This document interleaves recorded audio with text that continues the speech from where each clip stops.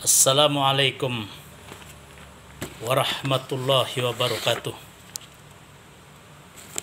Selamat berjumpa kembali para pecinta demokrasi di bumi lambung mangkurat. Rapat pleno terbuka rekapitulasi hasil penghitungan suara pemilihan Gubernur Wakil Gubernur Kalimantan Selatan tahun 2020 pada tanggal 18 Desember 2020 di Hotel Golden Tulip, Banjarmasin. Pasangan calon Paman Birinmu unggul 8.127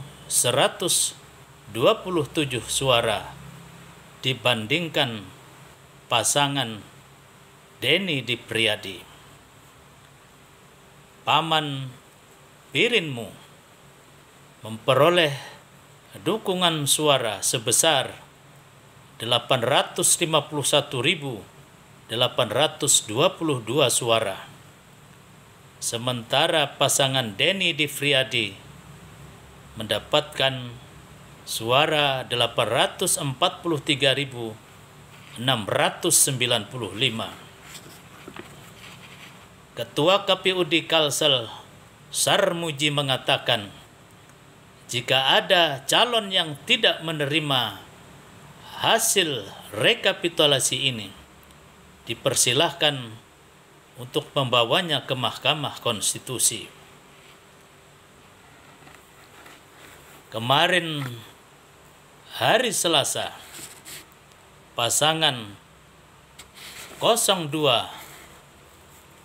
Denny Dipriadi Darjat secara resmi telah memasukkan permohonan gugatannya kepada Mahkamah Konstitusi Republik Indonesia di Jakarta. Inilah babak baru di dalam sejarah Pilgub Kalimantan Selatan, di mana perselisihan perolehan suara diperkarakan di tingkat Mahkamah Konstitusi. Ini merupakan sebuah pendidikan politik, sebuah kemajuan di dalam proses berdemokrasi di bumi lambung mangkurat.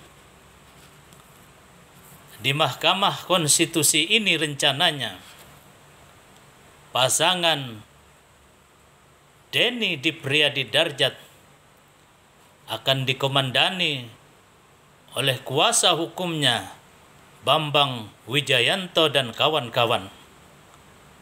Sementara KPU Provinsi Kalimantan Selatan yang menjadi pihak tergugat akan